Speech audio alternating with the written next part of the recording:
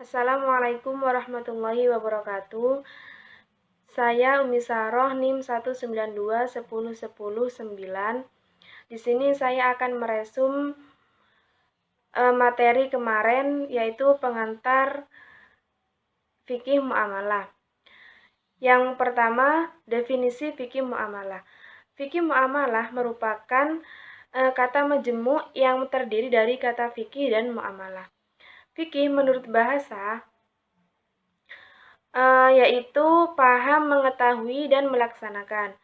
Sedangkan muamalah bisa searti dengan kata al-mufa'alah atau saling berbuat. Kata ini menggambarkan suatu aktivitas yang dilakukan oleh manusia dalam memenuhi kebutuhannya masing-masing.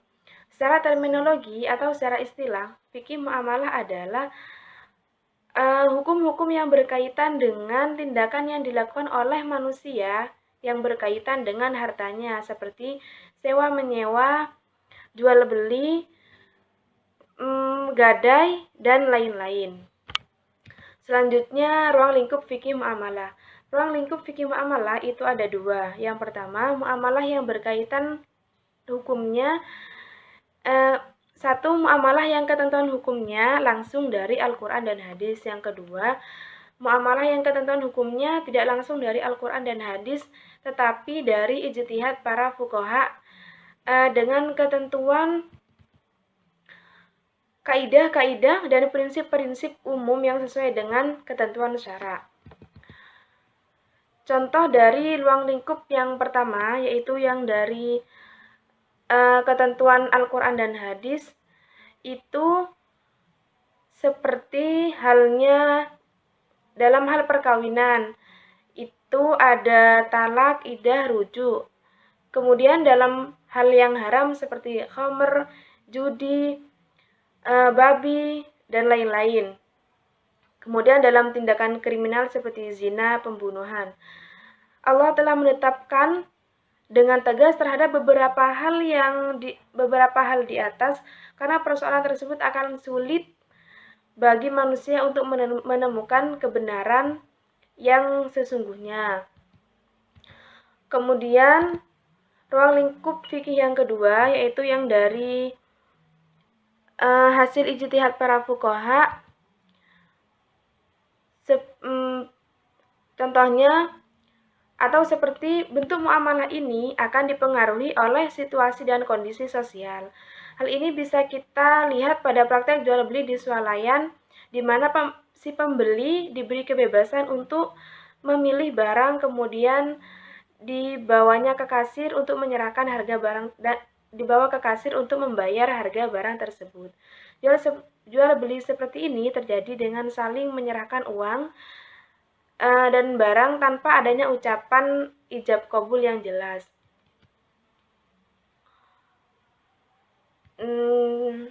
Terus selanjutnya asas-asas fikih muamalah. Yang akan dibahas dalam asas-asas fikih muamalah ini ada dua, yaitu pengertian dan macam-macamnya. Pengertian asas adalah dasar tapi bukan suatu yang mutlak, artinya penerapan yang harus mempertimbangkan keadaan khusus dan keadaan yang berubah-ubah. Yang kedua, macam-macam asas.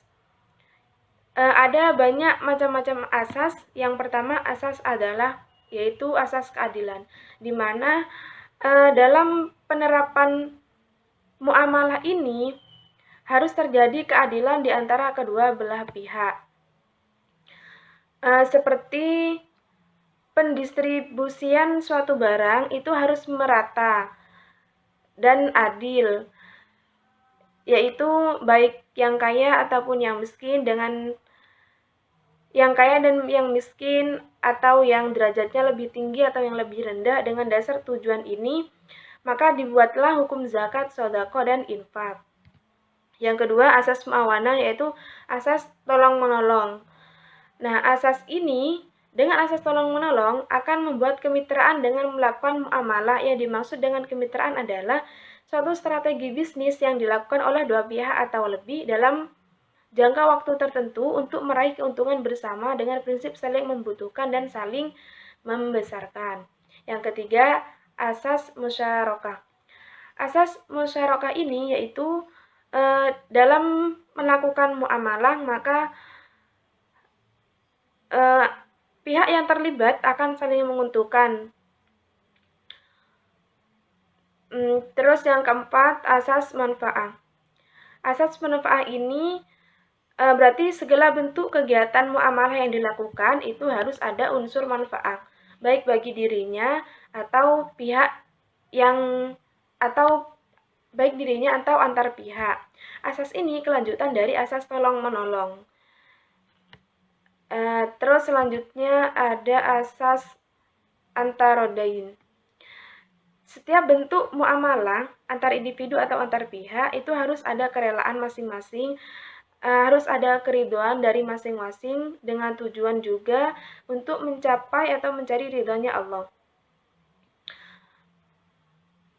Selanjutnya asas adamul goror. Goror ini artinya tidak jelas. Jadi dalam muamalah ini tidak boleh ada sesuatu yang tidak jelas atau tipu daya sesuatu sehingga menyebabkan salah satu pihak atau menyebabkan pelaku muamalah ini merasa terugikan. Sehingga akan hilangnya unsur kerelaan dalam satu pihak. Selanjutnya, kebebasan membuat akad. Setiap orang bebas dalam membuat jenis akad apapun tanpa terikat pada nama-nama yang telah ditentukan dalam undang-undang syariah dan memasukkan klausul yang dalam akad yang dibuatnya itu sesuai dengan kepentingan sejauh tidak berakibat makan harta bersama dengan hal yang batil. Yang kedelapan, asas musawah. Asas musawah ini berarti setiap pihak pelaku muamalah berkedudukan yang sama. Selanjutnya, asas kejujuran. Nah, manusia itu sudah diperintahkan oleh Allah untuk selalu jujur atau melakukan kebenaran. Jadi, hal kejujuran ini sangatlah penting dalam hal muamalah. Karena misalkan tidak penting, maka akan berpengaruh pada perjanjian selanjutnya, sehingga jika tidak jujur dan berpengaruh pada perjanjian, maka akan terdapat kebohongan yang menjadi batalnya suatu transaksi tersebut atau tidak sahnya suatu transaksi tersebut. Selanjutnya, hal yang harus dihindari dalam muamalah. Yang pertama ada maisir. Maisir ini sama halnya dengan perjudian. Jadi dalam suatu muamalah itu tidak boleh ada unsur perjudian di dalamnya. Karena dalam praktek perjudian, seseorang bisa untung dan bisa dirugikan. Yang kedua, goror. Goror ini tidak jelas. Jadi, jika dalam bermuamalah, itu tidak boleh barangnya itu tidak jelas. Jadi, harus jelas. Yang selanjutnya haram. Haram, sesuatu yang haram sudah jelas dilarang oleh Allah, maka dalam suatu muamalah ini tidak boleh ada unsur-unsur haram di dalamnya. Seperti objek yang diperjualbelikan ini haram, maka tidak boleh. Keduanya, selanjutnya riba, yaitu penambahan pendapatan secara tidak sah. Nah, seperti transaksi pertukaran barang sejenis yang tidak sama kualitas. Kemudian selanjutnya yang terakhir setelah riba itu ada batil. Dalam melakukan transaksi, prinsip yang harus dijunjung adalah tidak ada kedoliman yang dirasa pihak-pihak yang terlibat. Semuanya harus sama-sama rela dan adil sesuai takarannya. Jadi, hal batil ini yaitu terletak pada kedolimannya. Jadi, dalam melakukan hal muamalah itu tidak boleh terjadi hal yang batil. Sekian dari saya, resume materinya. Mohon maaf. Assalamualaikum warahmatullahi wabarakatuh.